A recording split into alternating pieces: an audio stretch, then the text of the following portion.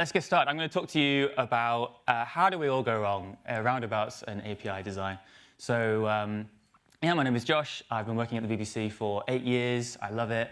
And last summer, I also had the privilege to join the CSS working group, which has been amazing.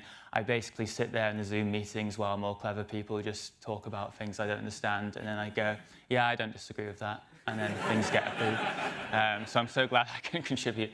We'll know more on that later, but it has been a massive privilege to be there. There are some other members of the CSS working group here. Put your hand up if you're in the CSS working group. Great, cool.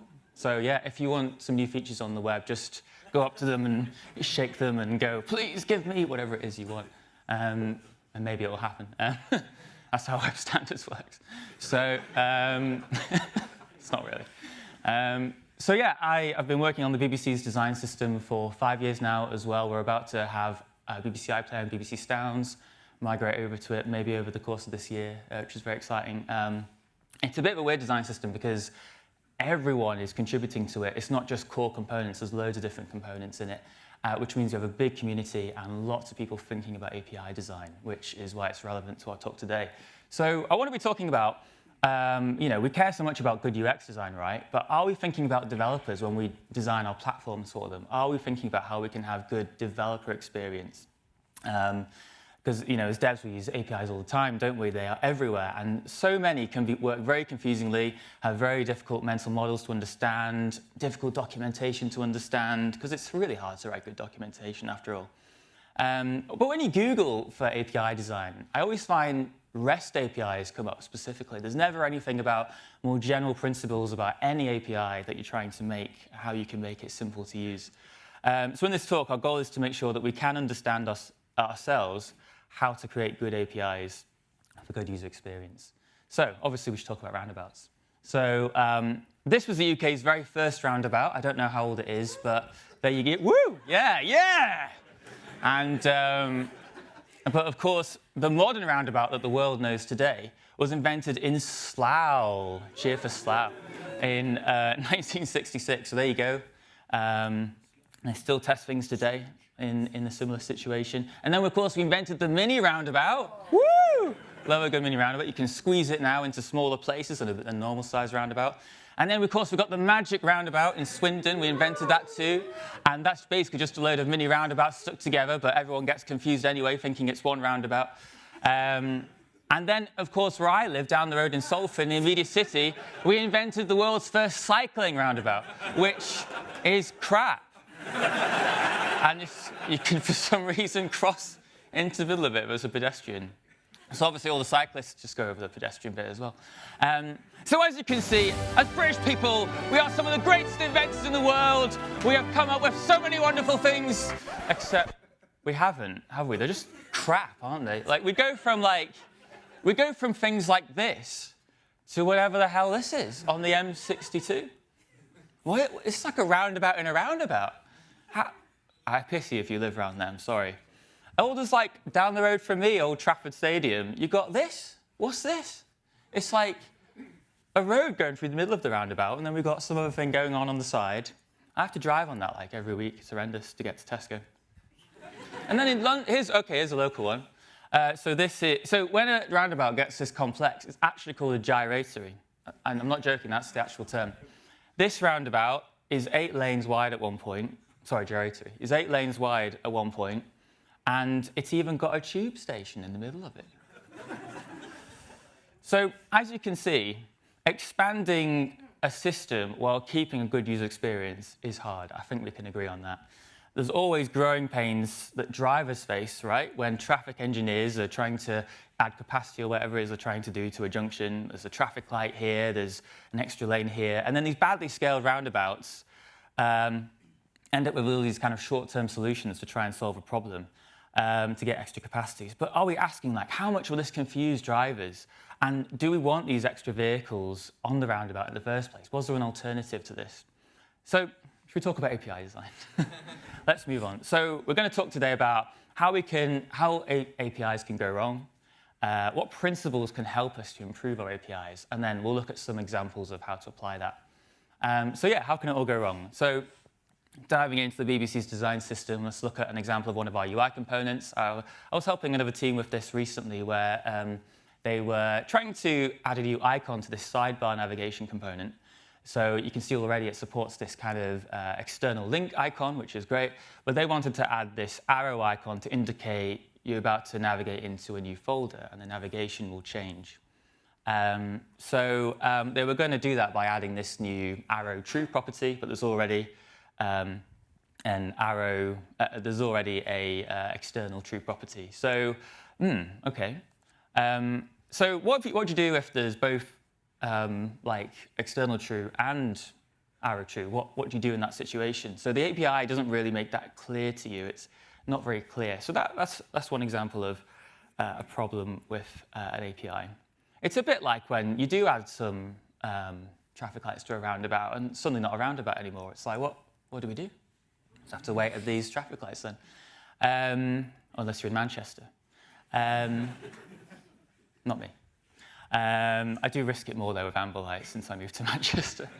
What about in CSS? Well, it's brilliant. Oh, they don't want you to know.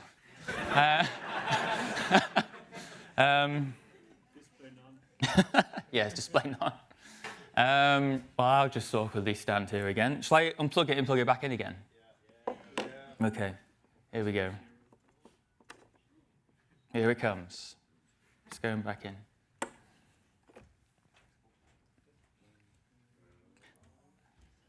Oh, no? Oh, I'm sorry. I've got a new adapter.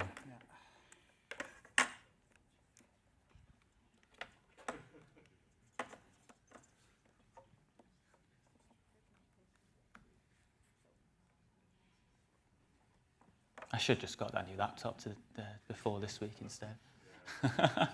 Hey, thank you so much. That's great.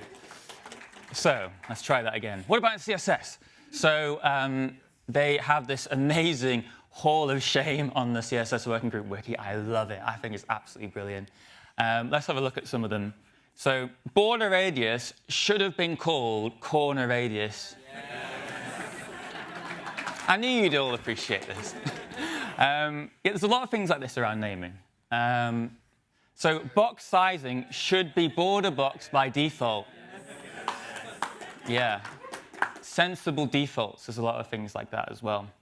RGBA and HSA should have not exist. RGB and HSL should have gotten an optional 4 parameter instead, and the alpha value should have been used the same format as RGB.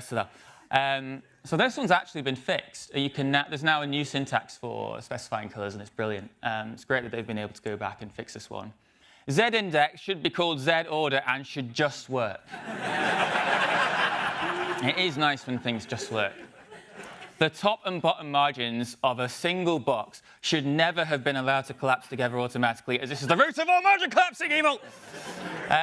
So, yeah, if you know, you know. And then finally, table layout should be same. That's my favorite one. Yeah, it's hard to get this stuff right.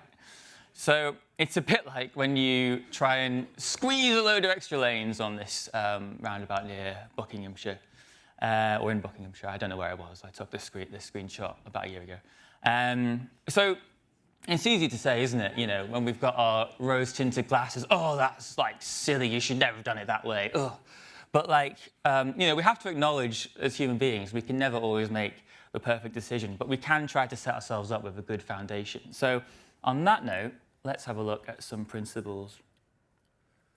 Number one is to stay hydrated. The second one is to, oh, sorry, I forgot about this. So the W3C have actually put together this fantastic document that I recommend you check out. I've got it in the links in the description below. And don't know why I'm pointing to Zach. And can you tell us, Zach? Yeah, it's a great document. They've got loads and loads of suggestions here, things you can think about on how to make a good API. But this is the most important one because we need to set ourselves a really good foundation. So have you heard about this? The priority of constituencies. User needs come before the needs of web page authors, which come before the needs of user agent implementers, which come before the needs of specification writers, which come before theoretical purity. This is so important, this one.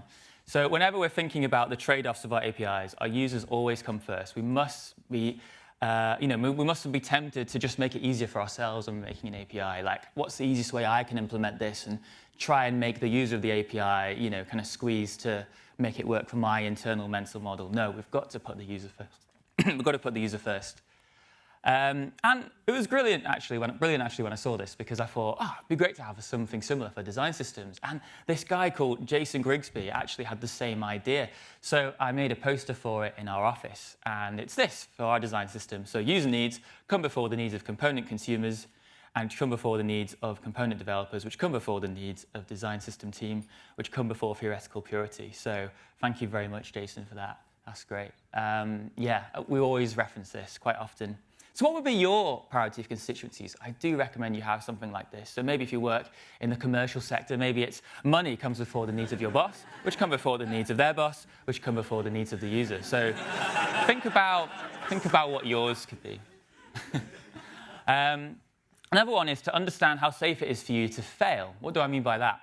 Well, how much are mistakes locked in when you make them? Because we are going to make mistakes. How can you change it later? How easy is it to do that? So if you're working on like a project like mine, an internal design system in a big mono repo where if I change the button, suddenly that's rolled out everywhere, there's no versioning, then yes, you can make mistakes as much as you want, and it might be a bit of a faff if everyone's using that API, but like you can go through everything and fix the API to something that you want. But if it's a library like React or Gasp,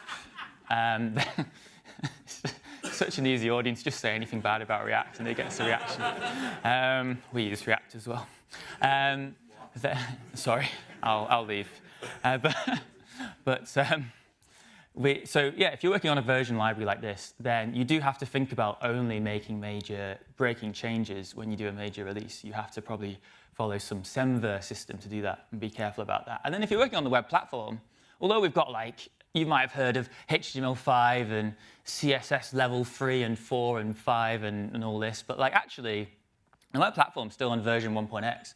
We're never in the business of destroying websites made in the 90s. We still want them to work, so we can never do any major breaking changes. Sometimes it happens, but generally, no.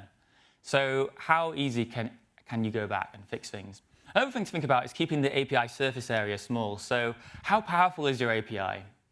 The less control and flexibility you give to meet a user need, the more you're able to change the underlying implementation in the future. So, does it make sense to let people write any arbitrary string of text into a component, for example, when you're only expecting a particular word to be used? You've got to think about all these kinds of things, like how much power do you want to give the user or not, because that really affects your flexibility of how you can evolve things in the future. And it's good to bike shed good names. So this is something I love about the CSS working group. It's like anytime we've got to name something, no one's saying, let's name this thing. They're saying, let's bike shed this. And if you've never heard this phrase before, basically, I can't remember the full analogy, but it's this idea of all these architects or whatever building, I don't know, some big nuclear power station or something like that, but they're just faffing about designing the bike shed or whatever. But actually, when we're naming things, it is really important to get a good name, because this name is going to be used forever. Even if you can go back and change it, this name's going to stick. It is worth making the time to have a good name that people understand, where it's self-explanatory.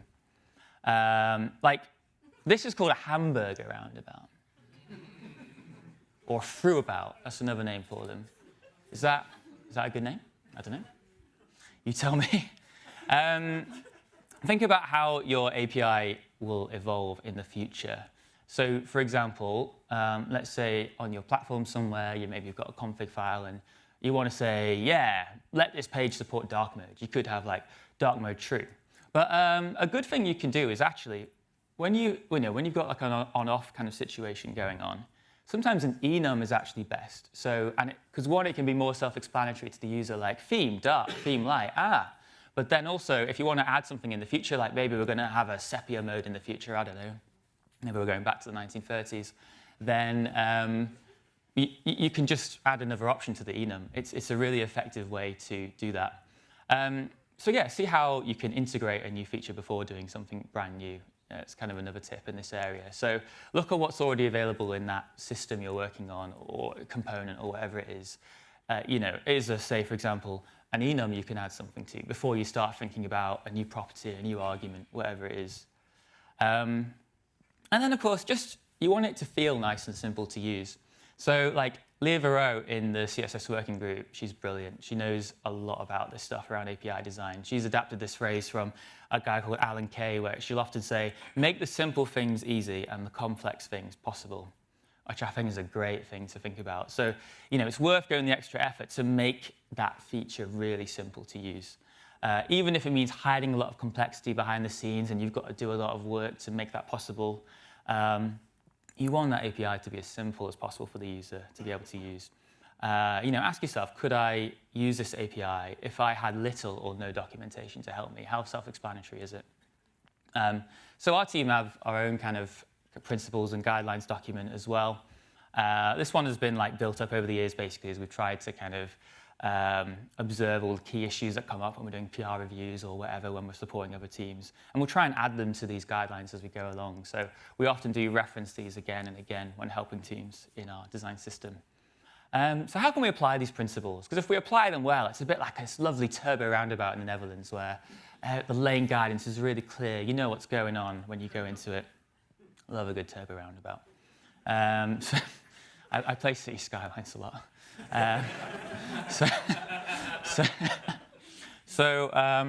Oh, sorry, I forgot to have my obligatory drink between sections. So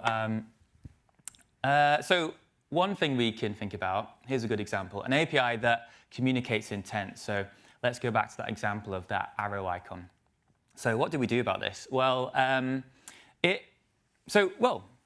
let's do an enum. Let's not do a Boolean. That's what we thought the problem could be. So we went back, we got rid of that external true Boolean, and we replaced it with type. What type is this? Is it a folder? Is it a file? Is it an external link? And then depending on that, we can insert the correct icon that's intended. So hopefully it's a much simpler API for people to use. Next one is an API that makes sense to future-proof. So how can we future-proof, say, for dark mode, like we were talking about earlier? So, because the BBC website is basically just a load of different cards painted different colors depending on whether you're on the news, sport, homepage, bite-sized pages, or whatever. And this is what we do. We just have some color tokens. If you're familiar with design systems, you'll probably be familiar with the term design tokens. So we've got design tokens where they'll give you whatever color you want. And we're primarily like a light theme website, but we've always wanted to be ready for dark mode.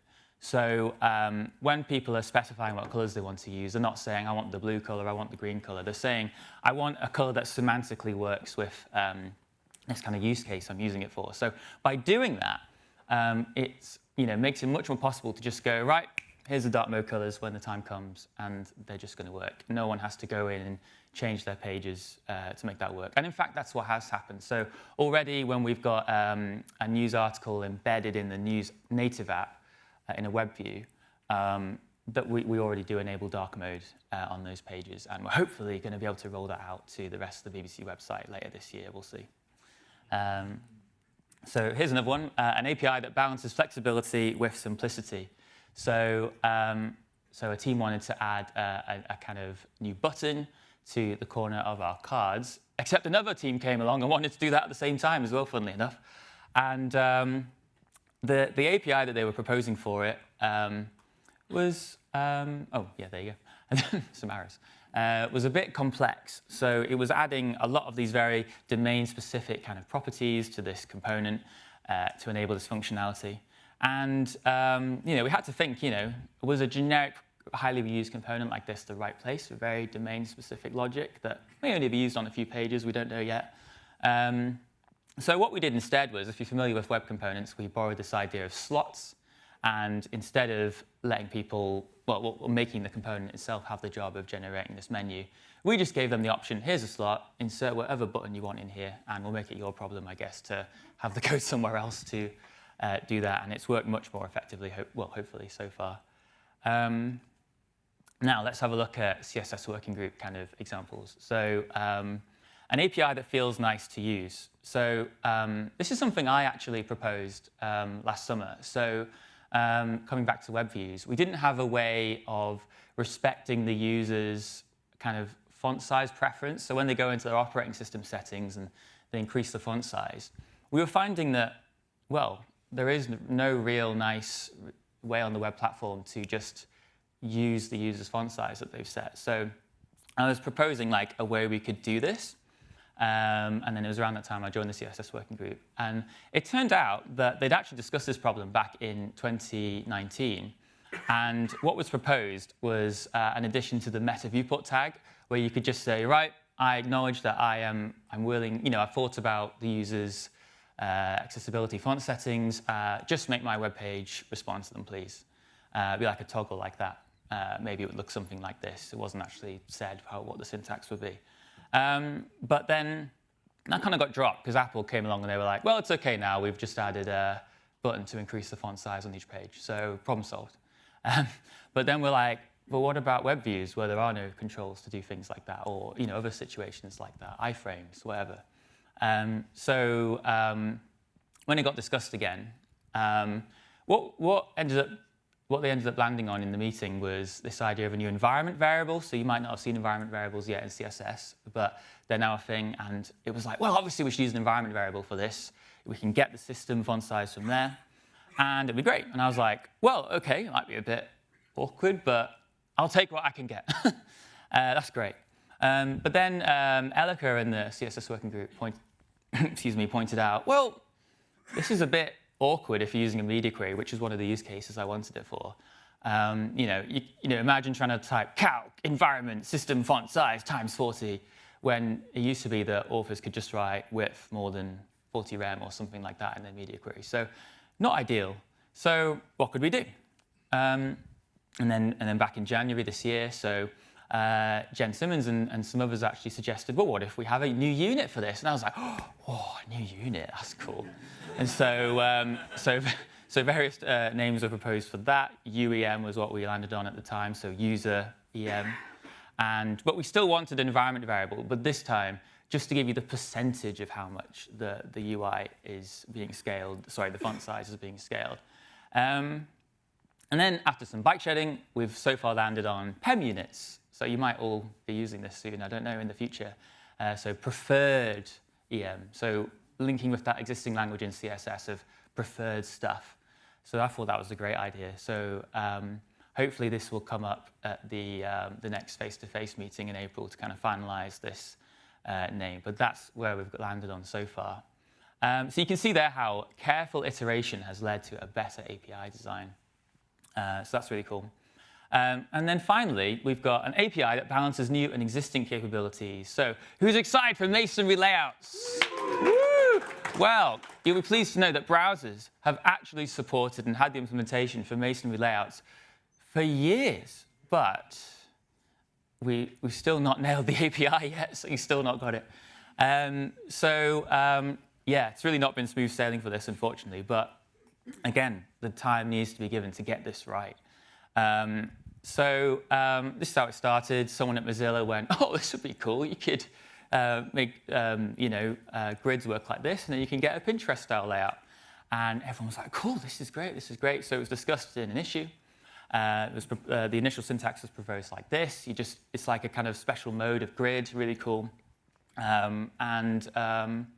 Well, is it more like Flex, though? There was lots of discussions around that. But then, long story short, because there's been a lot of discussion since then. So back in 24, sorry, feels like 2014. Time flies when you get to my age.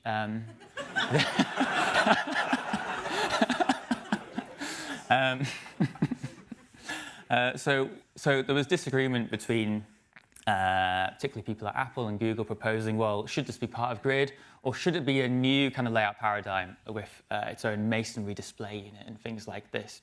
I don't know how many of you are familiar with this debate, actually. As a show of hands, how many of you prefer the Grid syntax, if you're familiar with this? I can't see because the projector. Oh, OK, a few people. Put your hand up if you prefer having a special masonry syntax for the... Oh, OK. I think you will have to fight. It's quite even, which is exactly what it's like in the CSS working group as well. Interesting. So, yeah, absolutely no consensus on this so far. Have we just decided what it's going to be? Yes. Right. There we go. Thank you. No.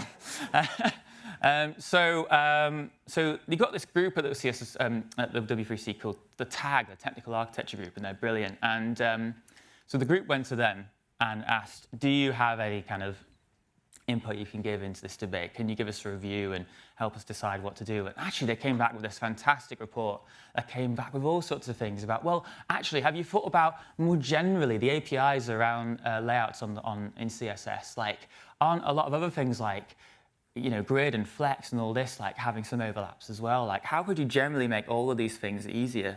And it was really helpful. So it ended up that we actually did have more consensus on some sort of grid syntax. But there was still concerns, disagreements, but it did give us a new step forward. I don't know why I'm saying us, I hadn't joined at this point.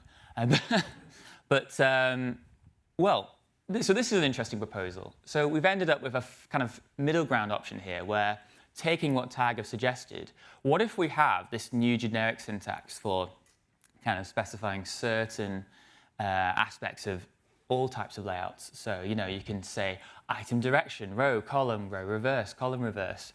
Like, does it wrap? Does it, you know, is it densely packed? Like, how much slack does it have? I won't go into detail of what they are, but you can look them up. It's quite an interesting proposal so far, and it's giving us this new idea of maybe how it could work. But you would still use the grid properties for, like, actually kind of specifying the track lengths and things like that potentially. So the debate's still going on, but, like, you know, it does feel like we're getting closer to a solution now. And, like, you can imagine, like, if the if the web just had a product manager, they'd probably just be saying, what are you doing? Just ship something and we'll fix it later. But of course, we can't do that with the web. It's not a commercial product, is it? It's something we love and cherish, and it needs to be developed over time. So, as national treasure Jeremy Keefe once said in his talk around base layers, you know, all these things move at different rates, right? So, you know, JavaScript, it does move very quickly with all its frameworks, and, you know, lots of new ideas can come out of it, such as when Pinterest and others created all these libraries for a masonry-style layout. That's really cool. But of course, we have to go slow with things like CSS and carefully think about these things over time. Wait, what? I've lost track of my notes.